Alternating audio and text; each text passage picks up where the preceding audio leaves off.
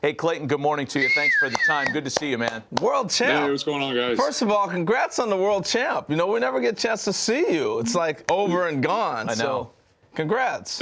Yeah, thank you, man. It was awesome. You get to do it. That actually was in Dallas, too. So I got to have family and friends there, which, you know, would never have happened in this year. So it was pretty awesome, man, to get everything to happen this year. Pretty special. Hey, tell us about participating in the Players Alliance Pull-Up Neighbor Tour, because Harold and I have visited about this a lot. We feel like it's super important that players from all races, creeds, and colors get on board with this thing. It's not just for one segment of the community. So I'm curious who contacted you, and tell me about your participation.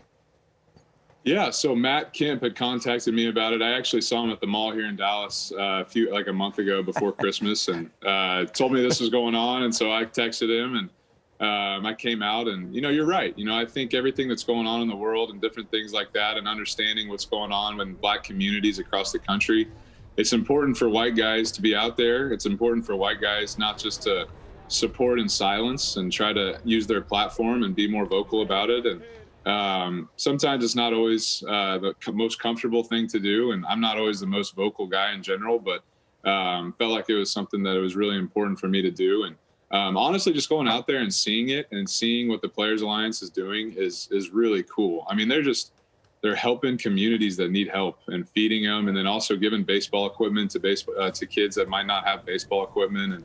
And that's awesome. That's how you spread the game. That's how you get people what they need. And I mean, how can you not be on board with that? That's pretty cool.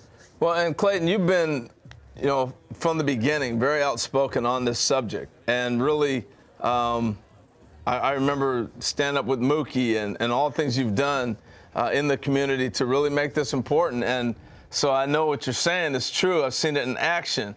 And growing the game is so important across all boards. So I want to say, first of all, before I ask you my question, just thank you. Because this is not going to happen with just Black players reaching out. It's got to go across all boards. So thank you for that. My question is, why have you been so outspoken? And how important was that for you? And I've seen all the things you've been doing around the world, not just here in America.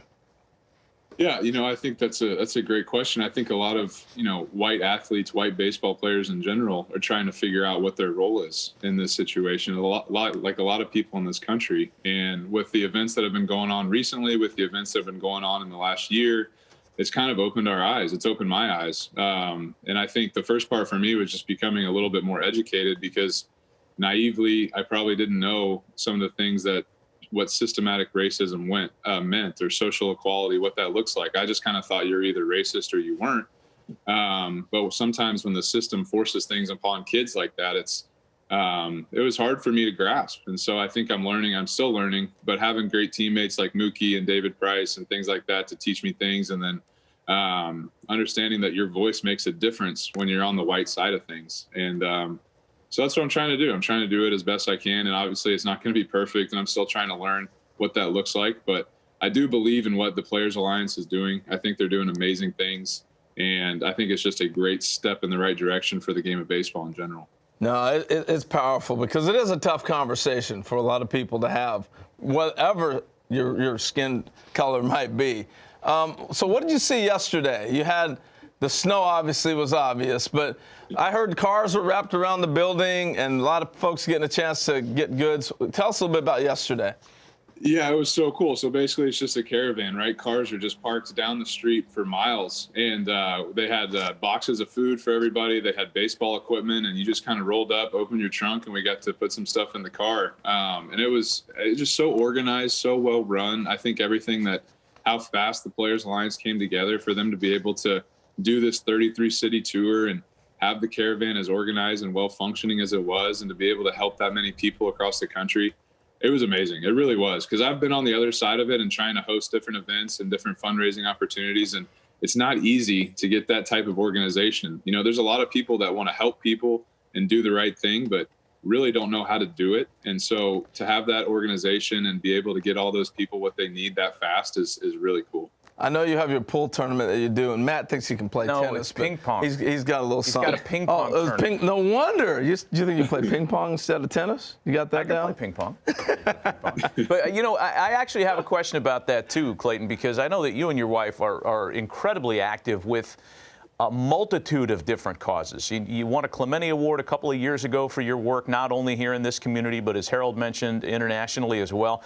Is it ever overwhelming? I mean, I'm sure you guys get hit up by a lot of worthy causes for assistance, and after all, you know, you can't do everything. Does it ever get you down that you can't do more?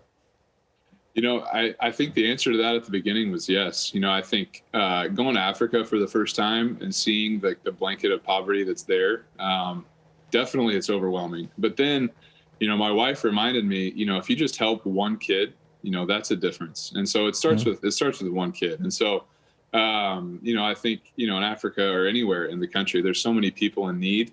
And that can be overwhelming, and it can get you, you know, you don't even want to get started after that. But you see something like yesterday with the caravan and helping that many families. You see something like in a different country like we have when you just help one kid get a meal for that day. Like, it starts with that, and then you can continue to grow it and grow it and grow it. But yeah, it is overwhelming at times. But, you know, I think everybody can do their part, and I think that's the goal. Is everybody helps another person, that's you're in a good spot.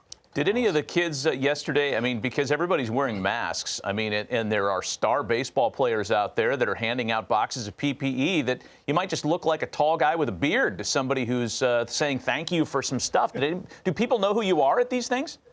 Me, no, I don't think so. I think we had one or two selfies through the window. But yeah, not really, which was kind of cool. You know, I think people were just there and just thankful for the opportunity that the Players Alliance was allowing. And I was kind of the same way. I was just thankful that I got to get out there and see it and just play a really, really small part in that whole thing yesterday. It was pretty cool. See, that's one of the positives of 2020. You can put that mask on and just walk through crowds now, and you got a new way to do it. Also, how bad has your dragon breath been for the last? I don't even brush my teeth anymore because of the mask. I mean, who cares? Hey, so obviously the passing of Tommy Lasorda, I know you had to be tight with Tommy and spent so many years in that organization. What was it like being around Tommy when you first got there and then through the years as you got to know him? Yeah, well, I think the first answer is the stories never changed. From that first meeting to the last meeting, they were all the same, and all the jokes were the exact same. But that's a testament to Tommy and how great of a storyteller and joke teller he was, because they were still great, and I still wanted to listen, and they were still funny every time just by his delivery. And I'm going to miss that. I'm going to miss those stories, man. It was just, he could just keep rattling them off time after time. He could hold the attention of a clubhouse of a bunch of major league guys, which is not easy to do for a long time. And, you know, I told this story, I wrote it on social media, but when I first got drafted, my mom and I, you know, we got to go to Dodger Stadium and do the whole deal, you know, shake hands and all that stuff. And Tommy was there, met my mom. And ever since then, every single time I see him, he asks how she's doing by her first name. And I just thought that, wow, you know, that's just pretty cool. You know, you don't see that too often these days. So I'm going to miss him. The Dodgers are going to miss him. The Dodger family will, but I really am thankful that we got to win before he left, because I think he might've been holding on for that for sure. Hey, Clayton, I always wonder this about players that have accomplished what players like you have been able to accomplish. Are you a collectibles guy? Do you ever think, hey, man, I'm here with Sandy Koufax, I'm going to have him sign a baseball? Is there anything like that you keep as a special memento? Sandy, yes. Sandy, I have gotten a jersey from Sandy because that's Sandy Koufax. I wouldn't consider myself a collectible guy, but I do have some things that are pretty special to me. And, just like I have a Roy Halladay jersey as well, and that's somebody that I always looked up to when I was coming up. And so I don't have a lot of stuff, but the stuff I do have, I'm very thankful for it. It means a lot to me. Well, Clayton, you're one of the jerseys I'm going to get. No doubt about it. I'm getting the jersey next time. See how he puts that out there? Yeah, see how I spun that perfectly. Yeah. Clayton, thanks for the time, man. Thank you for all the things you're doing. Congratulations again on the World Championship and for all that you're doing internationally, you and your wife. So appreciate you, man. Thank you so much. Yeah, way to go, Clayton. Thanks for some time today, man. Good to see you.